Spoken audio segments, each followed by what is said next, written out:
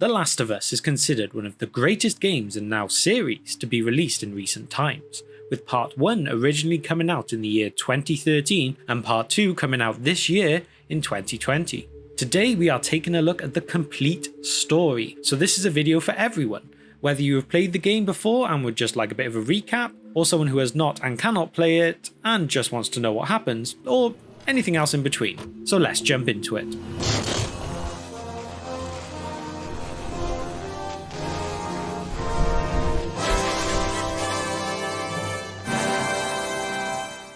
Okay, so we start with a prologue at the beginning of The Last of Us Part 1. It is the year 2013 and we are introduced to one of our main characters, Joel, who at this point is living in Austin, Texas with his daughter Sarah. It is actually Joel's birthday and Sarah has fallen asleep while waiting for him to come home so that she can give him her present. Even though Joel gets home late, they still have a good joke until Sarah falls asleep. Sarah is woken up by a ringing phone though. It's her uncle, Tommy. He asks to speak to his brother urgently but gets cut off before she can do anything. We learn of a sudden outbreak of a very deadly infection that has been spreading and is affecting the entire country, even seeing one of these infected trying to attack the two in their house. They quickly leave, meet up with Tommy and attempt to flee. While in the city they witness complete chaos and their car gets hit by another, but they manage to escape on foot. But they do get separated from Tommy. Joel and Sarah are stopped by a soldier who is told he must treat them as though they are at risk. The soldier opens fire while Joel has Sarah in his arms. They dive away as Tommy reappears, killing the soldier, but it is too late. Sarah has been struck by a bullet. She dies in her father's arms. It is now 20 years later when we cut back to Joel. It's the summer of 2033. Joel now lives in a fully post-apocalyptic Boston, Massachusetts, working as a smuggler with other fellow survivors. North America is now a deadly place except for a few quarantine zones. Joel and his partner Tess are searching for a man named Robert, who is an arms dealer who owes them weapons. Joel and Tess frequently leave their zone to trade with other survivors, even though this is counted as an illegal activity. They hunt him down, but only to discover he has already sold their weapons to an independent militia group called the Fireflies. This is where Marlene, the leader of the Fireflies, makes an appearance, telling Joel and Tess that they can actually have twice as many weapons and payment, but only if they take on a smuggling job for her. But what is this that they have to smuggle? Well, it's a young girl called Ellie. Joel is not exactly keen on the idea of transporting people, but agrees to it in the end. Once they have her, Joel and Tess split. Tess goes to the Fireflies camp and Joel takes Ellie to a safe house. Tess returns and they set out for the drop-off point together. On their way they are ambushed by patrolling soldiers. They get scanned for the infection, which is called cordyceps brain infection, or CBI, and Joel and Tess pass this fine.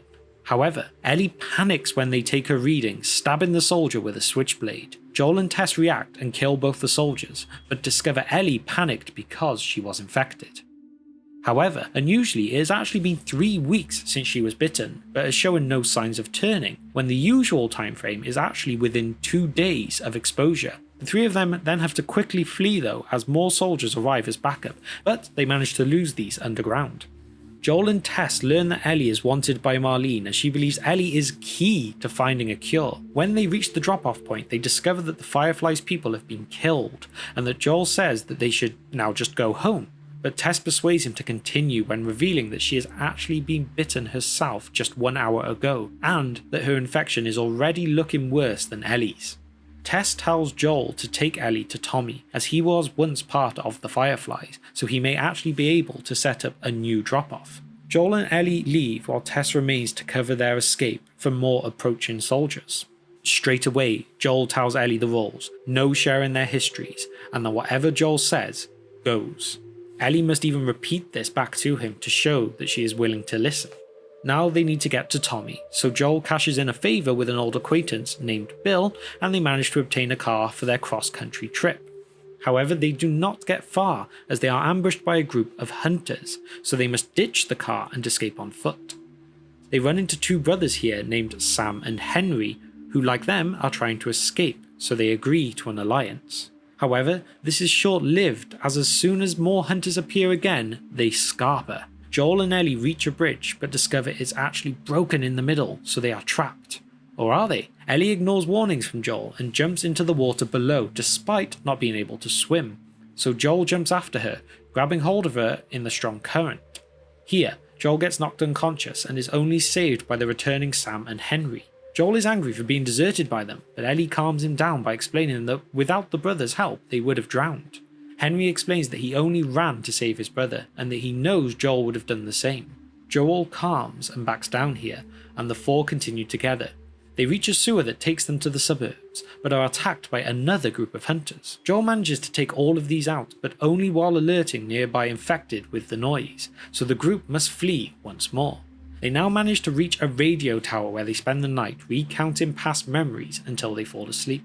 They wake up the next morning and discover that Sam has been bitten the night before and turned overnight.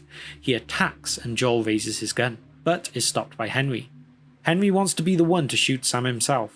Henry becomes filled with grief and even briefly turns on Joel, blaming him, but Joel tries to calm him down and explains that it is nobody's fault. Things become too much for Henry though, and he ultimately takes his own life in front of Joel. It has now reached the fall and Joel and Ellie have reached Tommy.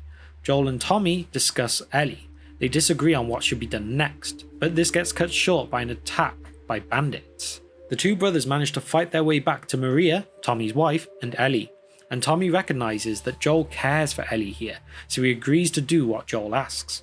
Ellie overhears a discussion of her future by the other three, and is upset by Joel's plan to hand her over and runs away into the woods. The two brothers go in search when they realise that she is gone, finally finding her in an abandoned house. Joel and Ellie argue, with Joel believing giving her away is the best and safest thing for her, whereas Ellie fears the abandonment, even bringing up Sarah in her anger. Joel responds angrily and claims that she is not her daughter, but before their argument is resolved, Tommy runs in. There are bandits invading the house. However, they manage to fight their way out and go back. On the journey, Joel has calmed and realises that he cares for Ellie and decides that he will continue with her himself. So here, they depart from Tommy. They now head for the University of Eastern Colorado on Tommy's advice, but when they arrive, it becomes obvious that this place had been abandoned for a long time. They search and manage to find a recording telling them where to go to find the Fireflies, but once more they are attacked by more survivors. This time Joel does not escape unharmed, as he is pushed down 2 stories where he becomes impaled through the stomach on a metal beam. Severely wounded and barely able to walk, he struggles to move, but Ellie encourages him, helping him get outside to their horse. They manage to get away, and when they are finally at a safe distance, Joel is unable to hold on any longer and loses consciousness, with Ellie not knowing what she should now do. Winter 2033 has now come, and Ellie has been looking after Joel as best she can. One day she is hunting alone. She shoots and tracks a deer where 2 men approach her, offering her supplies for the deer. She is skeptical though, but says she would do it for antibiotics. One of the men, James, leaves to get some, where the other man, David, stays while they wait. David reveals he's actually part of the group that attacked at the university, or at least the group that got attacked by a crazy man, as he describes it. But when James returns with antibiotics, they decide to let her go. Ellie takes the medicine back to Joel, but realises after that David and James's group had tracked her back, so she leaves Joel where he is and tries to draw them off by making a lot of noise. Ellie's horse is shot and she is unable to escape on foot. David catches up with her, knocking her out. Ellie wakes up in a cage and sees a human body being butchered. David attempts to befriend her again, saying that he can get her life saved. Ellie does not trust him though and attempts to grab the keys off him, breaking his fingers. This angers David and he leaves her in the cage. He is no longer willing to be nice. Joel is now awake as well and is determined to find Ellie. He captures and tortures 2 men to find out where she was taken. When he finds out what he needs, he kills these men and sets out to save her.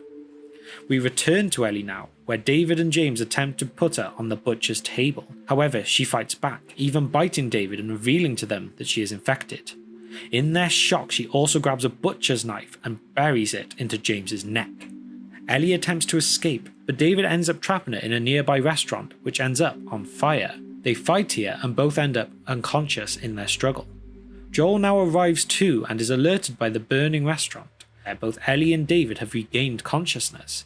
David pins Ellie down, but Ellie is within reach of a machete and manages to kill David with it, severely hacking at his head several times. Joel reaches the building and embraces Ellie. He comforts her as she is shocked and shaking, and together, they leave. The spring has arrived and it is April 2034, and Joel and Ellie can finally see the hospital that the Firefly recorder had previously mentioned. As they make their way to it through an abandoned bus station, Ellie gets spooked by something, which turns out to be wild giraffes. This moment of natural beauty makes Joel rethink their plan. Instead, they could return to Tommy and live a simpler life there together. But Ellie is determined to complete what they set out to do after everything that they had already been through. After seeing some medical tents, the two have a moment where Joel finally accepts that you cannot run from the past and thanks Ellie for it. Ellie gives Joel a photo here, and it is an old photo of him and Sarah. This is a big moment for Joel. They continue and make their way underground, but there are infected there, and Ellie ends up unconscious after being knocked into water. Joel saves her as Firefly members approach. He ignores their warnings to raise his hands as he is trying to resuscitate Ellie, so the Firefly patrol knock Joel out as well. He wakes up in a hospital bed with Marlene next to him, who explains that Ellie is already being prepared for the surgery to try and extract the vaccine from her. It suddenly clicks for Joel. The infection starts, with it affecting the brain, so there is no way Ellie will survive. Joel and Marlene begin to argue about what they should do, which ends with Joel being escorted away. However, Joel sees an opportunity and attacks his escort, retrieves his things, and goes to try and save Ellie. Joel manages to fight his way to the operation room where he rescues Ellie, killing the doctors, and they make a dramatic escape but are halted by Marlene, who tries to persuade Joel to change his mind. Although it appears for a moment that Marlene gets through to him, it does not work, and Joel shoots her. We now see Joel driving away, with Ellie waking up on the back seat. Joel lies to her about what happened, telling her that they actually discovered more immune people, so Ellie was no longer needed. Joel and Ellie are now back in Jackson County, where their car has broken down. While now on foot, Ellie confronts Joel about what happened with the Fireflies. She demands to know what Joel told her was the truth, to which he swears to her it was, lying to her once more. Although hesitantly, Ellie accepts Joel's answer. And this is where part 1 to The Last of Us concludes. And now we move on to part 2. And this part of the story begins with Joel and Tommy talking about what Joel has done. He is guilty for preventing a possible cure just to save Ellie and then lying to her about it as well. But Tommy does not judge, as he can understand it from his perspective. The thought of losing a second daughter is just too much for Joel to handle. It was a cycle that Joel had to break though, as much as it had terrified Tommy just how he went about doing it. But we now cut to 4 years later, and Joel and Ellie are now living a life together. However, all is obviously not perfect, and their relationship appears strained, as we now come to learn that 2 years earlier, Ellie had returned to the hospital where Joel had saved her from, and learnt the truth, and upon discovering what Joel had done, confronts him, forcing him to admit what he did, and then tells him that they were done, although she does still return home with him. She is furious as she considered Joel's motives to be selfish. However, Joel still stands by what he did and says that he would do it all again. And now we are back in the present once more, and we come to see Joel and Tommy patrolling, and while doing so they come across a woman, Abby, and save her from a horde of infected. She reveals herself to be a former member of the Firefly group, and that there is a whole group of them who are all former Firefly members, and they run an outpost together in Seattle, Washington. They take her back, but are attacked, and it is revealed that Joel had actually killed Abby's father, who was one of the surgeons when he saved Ellie, and she wants revenge for this, despite them just saving her life. This ends up with Joel being shot in the leg with a shotgun, and realising this is it. There is no more that he can do. However, Ellie has reached Joel at this point and witnesses his murder, and seeing him go down without a fight is tough for Ellie to take, and swears revenge on Abby, as this is now the second father of hers that she has seen die. Tommy is also out for revenge against Abby, and Ellie and her girlfriend Dina follow him. Ellie and Dina are ambushed but manage to escape, which leaves Ellie revealing her immunity to Dina, and Dina also revealing that she is pregnant. So here Ellie decides that she must continue without Dina and sets out alone. However, she runs into a boy named Jesse, who is actually Dina's ex-boyfriend and father to Dina's child. Ellie comes across a religious cult called the Seraphites, who have actually been at war with the ex-Fireflies group, the Washington Liberal Front, for many years over the control of Seattle. Ellie takes down one of Abby's friends and tortures her to find out where exactly Abby is, but this has a lasting traumatic effect on Ellie. As Ellie continues, she comes across 2 more members who she kills as well, but Ellie is now ambushed by Abby, who kills Jesse and takes Tommy as hostage. Also at this point, we learn that before this event, Abby was searching for her ex-boyfriend Owen and was captured by the Seraphites, but she was saved by 2 Seraphite siblings, Yara and Lev, who had been branded as apostates. Abby rescues them, even travelling with Lev across Seattle to find medical supplies so that she can save Yara's life. After Abby has saved her, Lev runs away to try and convince his mother to escape with them, but she is reluctant and against Lev, and he accidentally kills her in self-defense. The 3 then use an assault by the Washington Liberal Front on the Seraphites as an opportunity to flee. However, Yara ends up sacrificing herself so that the other 2 can make their getaway. This is where they attempt to make a return to Abby's Owen, but where they hope to locate them, they actually find them dead, with a map that had been left by Ellie, revealing the way to their hideout. So now we are back up to date, and Abby shoots Tommy and begins to fight with Ellie and Dina, but Lev persuades her to spare them both, but they must leave Seattle. We now move forward 1 more year, where Ellie and Dina are raising Dina and Jesse's son, called JJ, on a farm. But all is not completely well, as Ellie is suffering from post-traumatic stress. Tommy turns up, showing that he survived the being shot, but also revealing that he has information on where Abby is. All Tommy has to live for at this point is revenge. However, Ellie actually talks him down from this, but Ellie cannot ignore and forget herself, realising that this is something she has to do. However, Dina begs her not to, even saying that it is basically their family or her revenge. But Ellie cannot escape her memories, so leaves to hunt Abby down. On her hunt, Ellie is captured, but actually finds Abby and Lev, as they have also been captured by the slave-keeping Rattlers in California. Ellie manages to escape and fights her way to Abby, witnessing that Abby is now a broken woman, and rescues her. However, although she tries to let her go, Ellie cannot move on and forces Abby into fighting her, saying that she will kill Lev if she doesn't. Ellie ends up winning this fight despite losing 2 fingers, but decides in the end to actually let Abby live. Ellie lets both Abby and Lev leave, and they sail away. Now all is done, Ellie returns back to her farm. However, there is no longer anyone there. Ellie picks up Joel's old guitar, unable to play her and Joel's song now that she is missing 2 fingers. Ellie remembers her promise to Joel, that she will try and forgive him for what he did, but this was something she had been robbed of. She leaves the guitar behind and sets off to try and move on with whatever life she can. So there we have it, the complete story of The Last of Us Parts 1 and 2, and our journey through the post-apocalyptic America with Joel and Ellie, and a bit of Abby too. Hopefully you enjoyed this video and you are enjoying our new channel. So if you would like more from us, then please drop us a like on the video, and also while you're doing so, why not hit that subscribe button as well, along with the bell icon too, as this means you can get notified as we upload each video. After all, being a new channel, we appreciate any help that we can get. So thank you if you did manage to get to the end of this, and we will see you next time on Explore.